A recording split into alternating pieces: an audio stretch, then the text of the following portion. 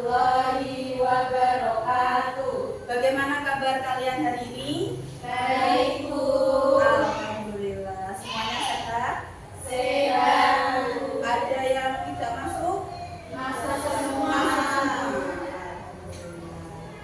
Pada hari ini kita akan belajar tentang rantai makanan, ya.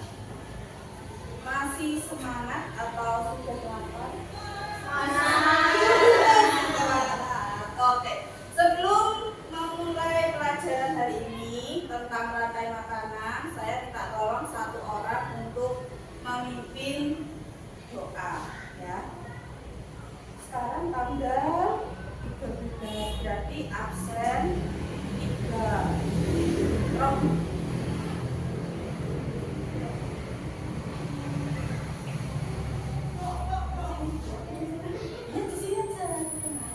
Teman-temannya naik benar semua. Di tempat duduk siap, berdoa mulai.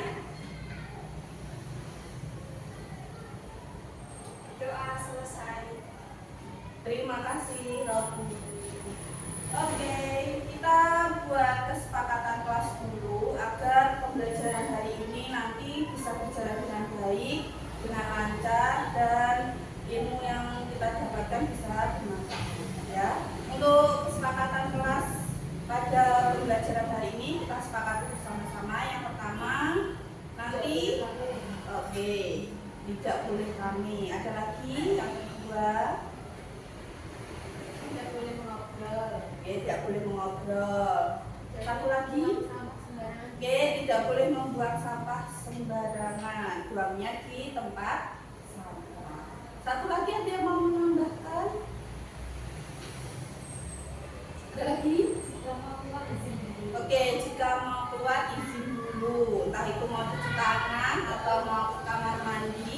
Kemudian yang terakhir saya tambahkan, ya, apabila nanti ada kegiatan bekerja kelompok, maka teman satu kelompoknya harus saling bekerja sama, ya. Tidak ada nanti yang mengerjakan hanya satu orang, sedangkan yang lainnya nanti bermain sendiri. Nah, untuk pembelajaran hari ini, tujuan pembelajarannya yang pertama, mampu menerangkan hubungan antar makhluk hidup yang berkaitan dengan tempat. Kemudian yang kedua, menyimpulkan peran makhluk hidup dalam bentuk rantai makanan di tempat. Dan yang ketiga, mampu menghubungkan peran makhluk hidup pada jaring-jaring makanan di ekosistem yang lebih besar dengan. Nah, sebelum memulai pembelajaran, kita awali dulu dengan video pembelajaran hari ini. Ada sebuah masalah, ya. Di sini judulnya adalah waspada ular masuk rumah. Nah, coba kita lihat bersama.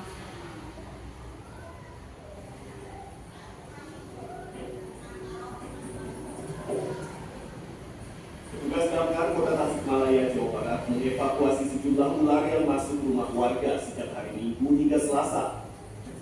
Di perumahan Bumi Asri, yang petugas menangkap ular berbisa jenis kobra yang sembunyi di bawah sepatu. Sementara di kawasan Cihideng, petugas menangkap ular jenis sancang dari dalam rumah warga. Keberadaan ular diketahui penghuni saat tengah tertidur setelah mendengar suara barang-barang berjatuhan. Ternyata seekor ular berlilit di lemari yang menempel di dinding. Seluruh ular yang ditangkap kemudian dibawa ke kantor damkar Kota Tasikmalaya.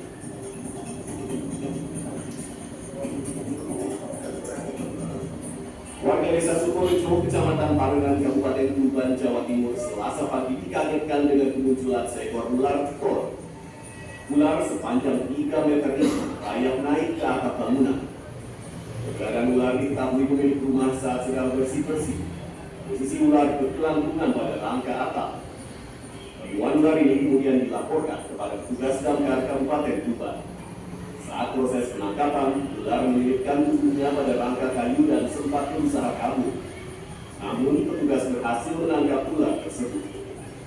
Dalam sepekan terakhir, sejumlah ular piton berukuran besar ditemukan berkeliaran di rumah warga. Sedikitnya 6 ekor ular dengan panjang 3-6 meter hasil ditangkap petugas damkar. Tim Liputan CNN Indonesia.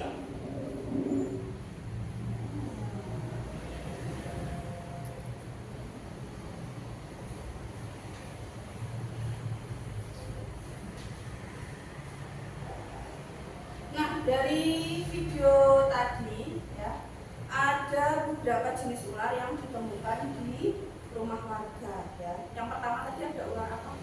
Piton, terus sanca, kemudian ular sawah, satu lagi kecil ular kobra. Nah, dari 4 jenis ular tadi ada jenis ular yang memang hidupnya itu sebenarnya bukan di rumah warga, tapi di sawah. Ada yang tahu nggak ular mana yang hidupnya di ular sawah, ular piton, dan ular sanca. Ya, walaupun piton sama sanca beda namanya, tapi sama-sama biasanya disebutnya ular sawah. Nah, sekarang pertanyaan yang kedua, menurut kalian mengapa ular piton, sanca yang bisa disebut ular sawah itu berarti tinggalnya di sawah? Nah, tadi di berita tadi, mengapa mereka jadi tempat tinggalnya pindah ke rumah warga? Ya tahu? Sawahnya rusak. Sawahnya rusak. Tandus. Kenapa? Gak ada tanamannya. Gak ada tanamannya. Makanannya nggak ada. Makanannya nggak ada. Makanannya ular apa ya? Apakah ularnya makan padi? Tuh, tidak. Ularnya makan padi. Apakah ularnya makan padi? Ularnya ada. Ularnya makan tikus. Nah, menurut kalian mengapa ular itu tadi pindah ke rumah warga? Karena sawahnya rusak, berarti tikusnya tidak ada. Jadi ularnya tidak dapat makan. Jadi dia pindah ke rumah warga. Nah, makanya tadi ditemukan ularnya itu di lemari dan di atap. Karena kalau dia mau cari tikus, pasti tikusnya sembunyinya di atap atau di lemari. Nah, ini ada hubungannya tentang tujuan pembelajaran kita hari ini yang berkaitan dengan rantai makanan. Tadi sudah ada yang menjawab sawahnya rusak, padinya tidak ada, tikusnya tidak ada, jadi ularnya ke rumah warga. Nah, ini ya, makhluk hidup itu dapat berperan sebagai sumber energi atau sumber makanan bagi makhluk hidup lainnya, sehingga terjadi proses makan dan dimakan. Nah, kalau tadi contohnya ular, nah di sini ada gambarnya juga berkaitan dengan ular, tapi ini di ekosistem yang berbeda. Ada rumput, kelinci, kemudian ular. Ya, apakah hubungan dari makhluk hidup yang ada pada gambar ini? Ada yang bisa menjawab?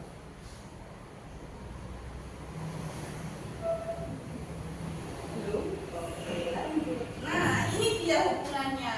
Kenapa ada yang namanya rantai makanan? Yang pertama, tadi rumput adalah tumbuhan, bisa menghasilkan makanan sendiri dari fotosintesis. Ya, karena itu disebut produsen. Kemudian yang kedua, kelinci memakan tumbuhan, jadi disebutnya dengan konsumen tingkat 1. Sedangkan ular yang memakan kelinci disebut konsumen tingkat 2. Jadi kalau rumputnya tidak ada kelinci, jadi ularnya juga tidak ada karena tidak ada yang dimakan. Ya, itu adalah hubungannya di rantai.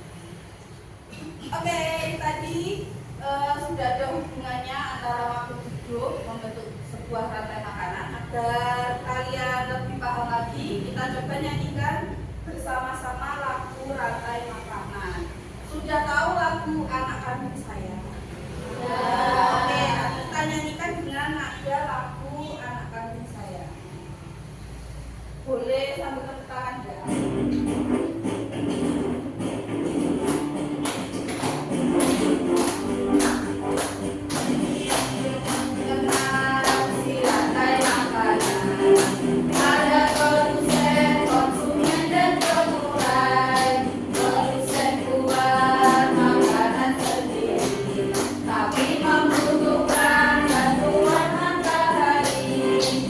Konsumen mencari makan setiap hari untuk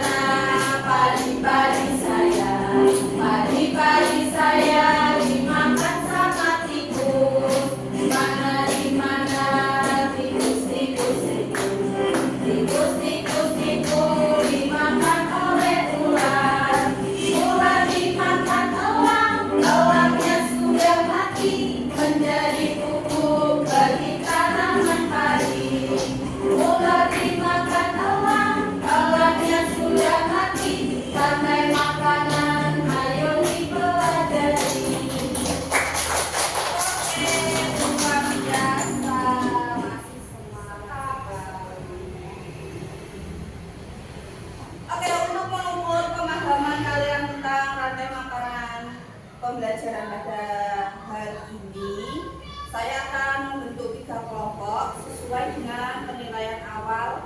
Ya, sebelumnya saya berikan soal untuk dikerjakan. Jadi saya bentuk kelompok sesuai dengan kemampuan kalian. Kelompok yang pertama, kelompok sangat mahir, Tias dan Bella. Kemudian kelompok 2 mahir, Rinfi dan Lukma. Dan kelompok 3, Robi, Yuyun dan Gina. Nanti untuk masing-masing kelompok tugasnya berbeda. Ya. Walaupun berbeda, nanti yang kita pelajari tetap sama, yaitu tentang rantai makanan. Nah, nanti dari pekerjaan kelompok kalian, nanti kalian presentasikan ke depan, ya, kalian jelaskan tentang peran-peran makhluk hidup itu dalam rantai makanan. Kemudian yang kedua, sekaligus bagaimana solusi kalian tadi terhadap video permasalahan yang kita lihat di awal, ya. Mengapa ular ditemukan di rumah warga? Menurut kalian kenapa, alasannya apa? Jadi sebaiknya kita harus bagaimana agar ular-ular itu tidak masuk kembali ke rumah warga, ya. Nah, nanti kelompok pertama akan membuat diorama, ya. Saya berikan gambarnya. Kemudian kelompok yang kedua membuat papan rantai makanan, dan kelompok ketiga nanti membuat happy notes, ya, atau catatan tentang rantai makanan. Sudah membawa gunting? Sudah. Lem? Sudah. Alat tulis? Sudah. Untuk yang makan rantai makanan nanti ditempelkan di sini, ya. Di sini, ya. Dan untuk happy notes-nya masih digunting, silakan ditempel juga. Kemudian untuk dioramanya sudah saya siapkan kartusnya, ya. Kemudian nanti tinggal gambarnya gunting dan ya, ini gunting satu-satu, ya. Nanti tambah ditusuknya, nanti ditusuk di sini sesuai guntingnya mana. Oke, kan kalau dia tidak bisa beritahu. Ya, biar bagi tugas, ya. Nanti jangan lupa ini ditulis nama kelompoknya. Ya, nanti ditempel disesuaikan dengan keterangan yang ada di sini. Di sini. Ya, nanti ditempel di sini. Boleh bebas nanti. Aja, ya. Nanti silakan ditempelkan di sini. Itu di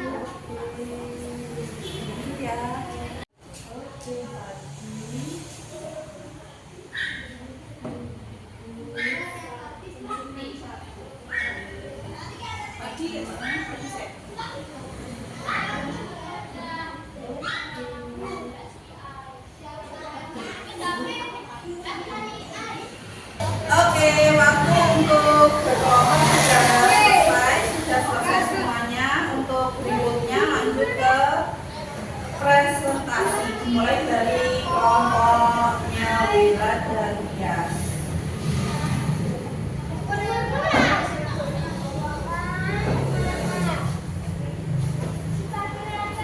Untuk kelompoknya Bella dan Tias membuat diorama tentang rantai makanan. Boleh dijelaskan?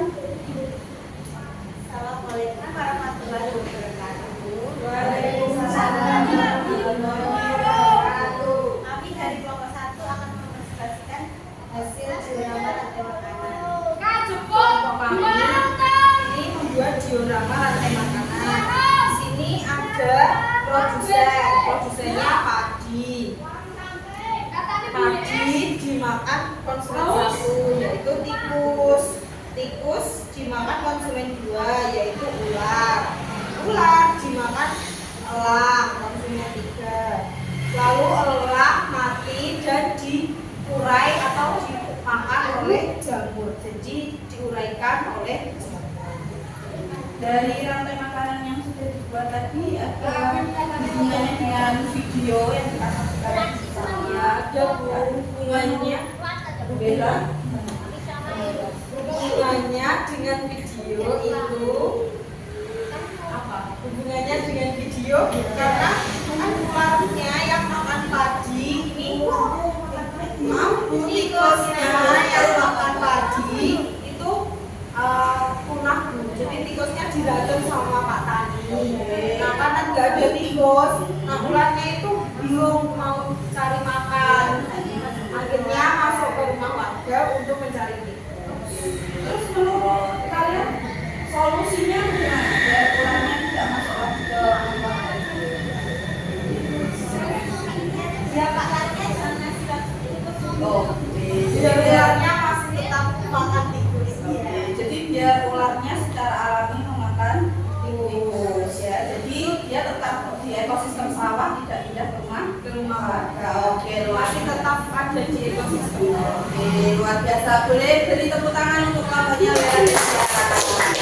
Terima kasih. Boleh ditaruh di meja berikutnya. Ya ilustrasi dari kelompok kami. Terima kasih.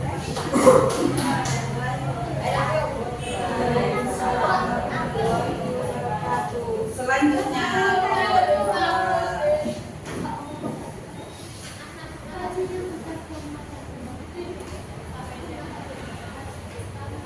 Assalamualaikum warahmatullahi wabarakatuh. Waalaikumsalam warahmatullahi wabarakatuh. Kami dari kelompok 2 membuat papan rantai makanan ekosistem sawah. Di sini saya akan menjelaskan. Ini yang pertama yaitu padi. Padi sebagai produsen. Lalu padi dimakan oleh tikus. Tikus sebagai konsumen satu. Selanjutnya tikus dimakan oleh ular. Ular sebagai konsumen 2. Selanjutnya ular dimakan oleh elang. Elang sebagai konsumen tingkat 3. Elang dimakan oleh pengurai. Pengurai di sini adalah jamur. elangnya dimakan pengurai. Elangnya masih hidup atau sudah mati? Mati. Oke, sudah mati. Dijelaskan ya. Nanti kalau tidak ada kata-kata elangnya itu sudah mati, diuraikan sebenarnya. Elangnya masih hidup, jamurnya makan elang. Oke. Oke, menurut kelompok 2 tadi bagaimana hubungannya dengan video permasalahan yang kita lihat bersama-sama? Ya, ada hubungannya dari video tadi. Ularnya bisa masuk rumah karena kan tikusnya nggak ada. Karena dijerat sama tali. Iya, Harusnya Pak Tani nggak boleh jerat tikus biar makan ular. Terus ularnya nggak masuk rumah. Oke, itu alasannya kelompok 2. Oke, terima kasih. Beri tepuk tangan untuk kelompok 2. Dari kami, wassalamualaikum warahmatullahi wabarakatuh.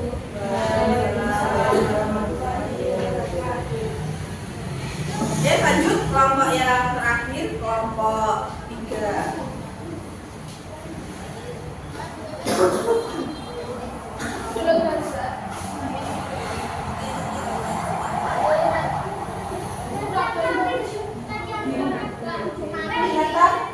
Lihat ya. Boleh? Assalamualaikum warahmatullahi wabarakatuh.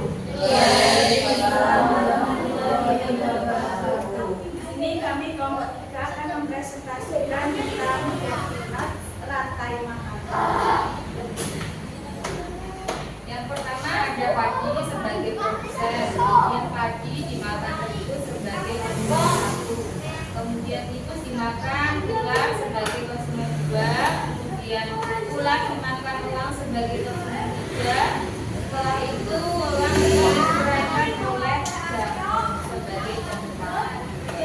Lanjut, Pak, bisa dijelaskan?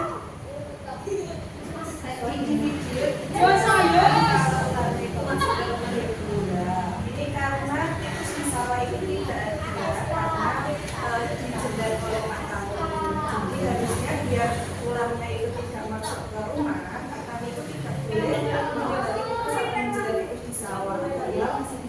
pelajaran. Terima kasih. Boleh tepuk tangan untuk sekian dari kami. Wassalamualaikum warahmatullahi wabarakatuh. Waalaikumsalam warahmatullahi wabarakatuh. Oke, dari presentasi yang tadi disampaikan kelompok 1, kelompok 2, dan kelompok 3, ada kesimpulan yang bisa kita sampaikan pada pembelajaran pada hari ini. Kira-kira ada yang bisa menyimpulkan dari presentasi dan kegiatan kita di hari ini?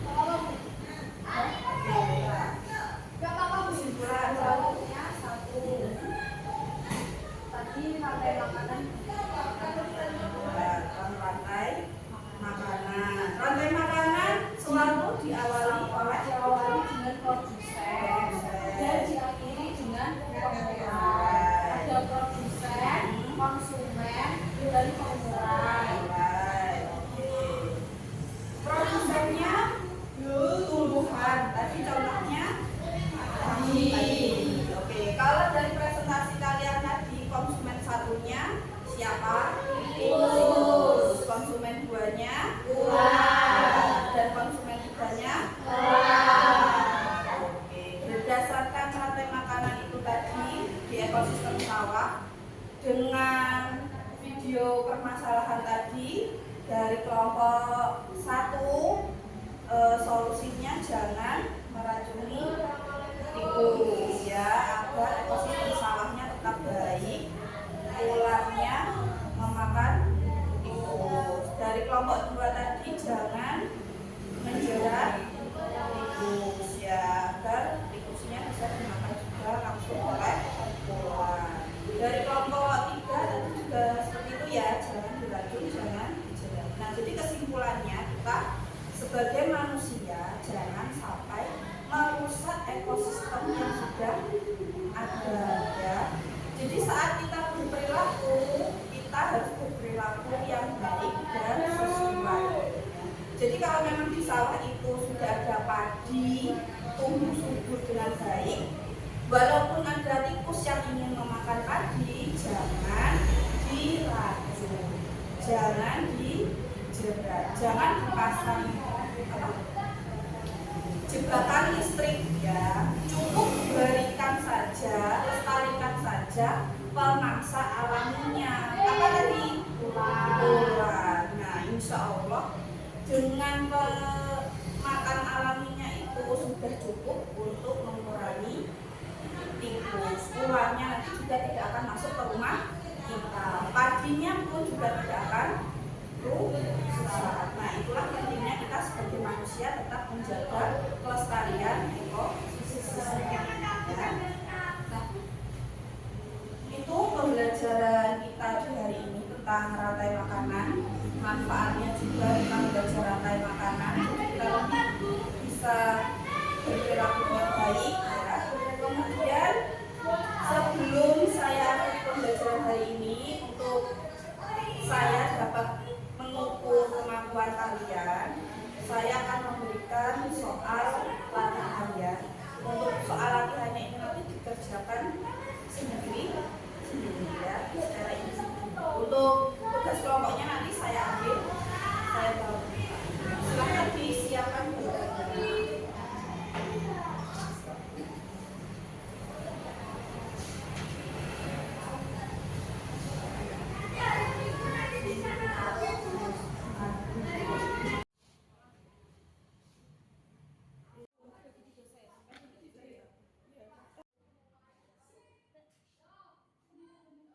Oke, sudah selesai mengerjakannya? Sudah. Oke, saya ambil ya.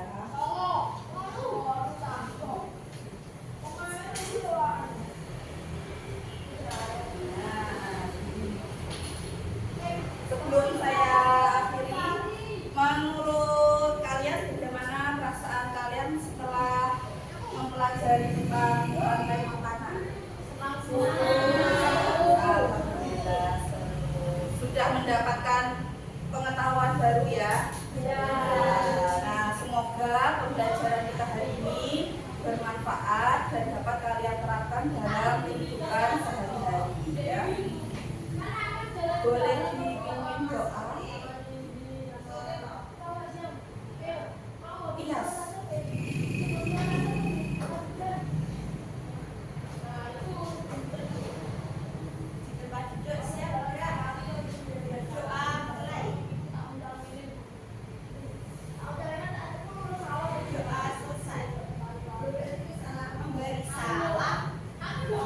Assalamualaikum warahmatullahi wabarakatuh.